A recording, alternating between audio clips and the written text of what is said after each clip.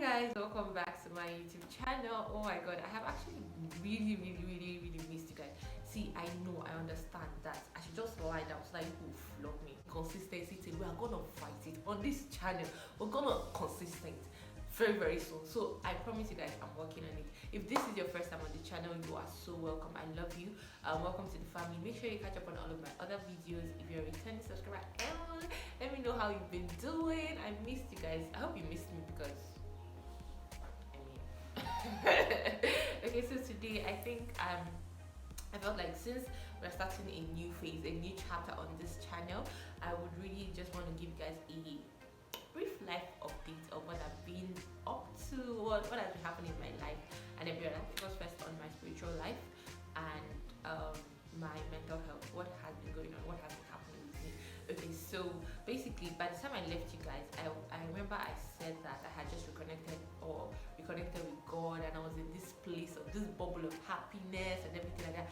Yes, because I was starting this new phase of my life, or gearing up for this new phase of my life, and I just found myself getting really anxious, getting really worried about what was next, what was coming next, what do I do next, how do everything fall into place. I don't want to say that I'm a control freak because I mean I'm not, but I just want to know that there's a plan, there's plan A, plan B, plan C. Even though it doesn't work, I just want to know that there's something that I can fall back on. And so that started to give me worry and started to give me anxiety. I realized that I wasn't praying as much as I used to pray before, and I wasn't even studying. My word life started to reduce. Like I would stay a week, I would feeling very sad, very bad, like, oh, you're the worst, all this kind of, negative thoughts towards myself and everything like that.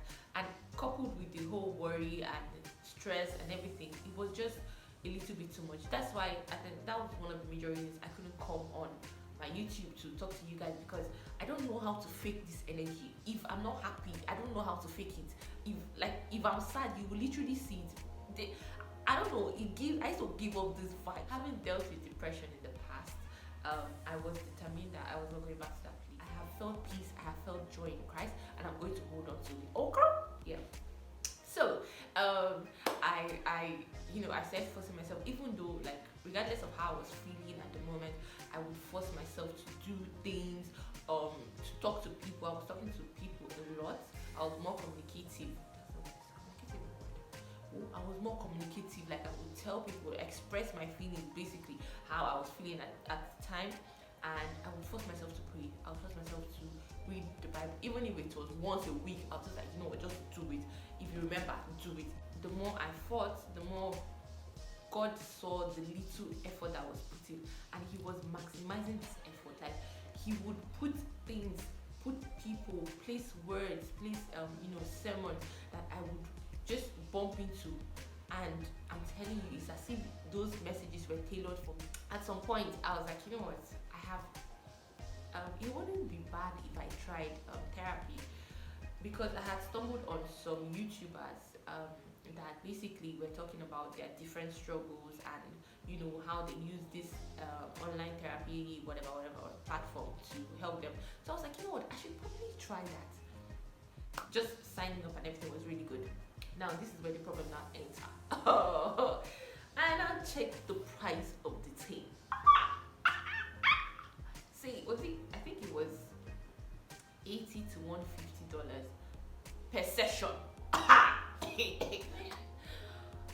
Well, we try again later. Oh, when I'm more financially stable, I would want to check that out, just because I really want to engage in therapy and just see how it goes and everything like that. But now sitting down here, this place is sitting down here. Hey, should have overcame, yeah. Hey, should have overcame, yeah. I'm really so excited because I'm glad that I didn't give up. I'm glad that I didn't quit. The third area in my life will be relationship.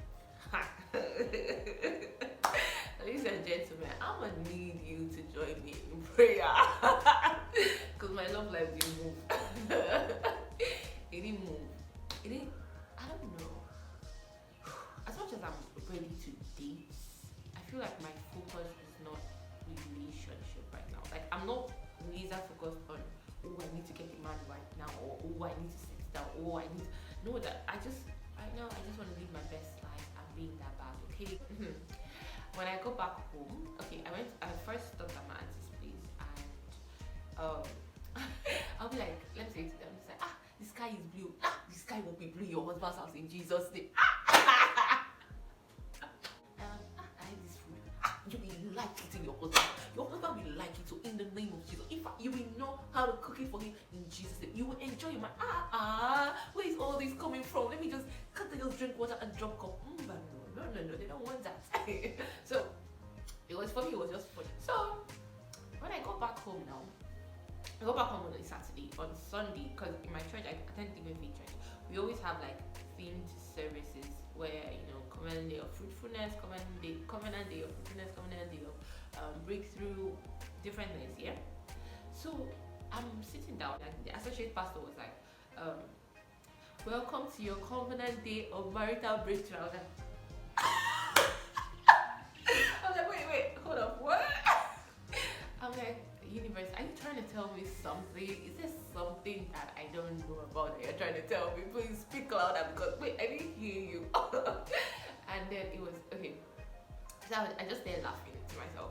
And then the pastor came and he preached. After his preaching, it was time to pray. So he said, everybody bring out a pen. If you're single, bring out a pen, write down the dates that you want to get married on a piece of paper. So me and my I've not actually thought about it, so I don't know what I'm supposed to write. So I didn't want to write. I was sitting with my mom.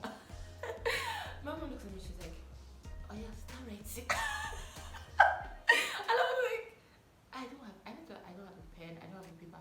She's like, she now looked. There was a guy sitting in front. She now asked him, like, "Sorry, can I borrow? Just take a piece of paper for me." And the guy took the paper and he's like, "Can I borrow your pen?"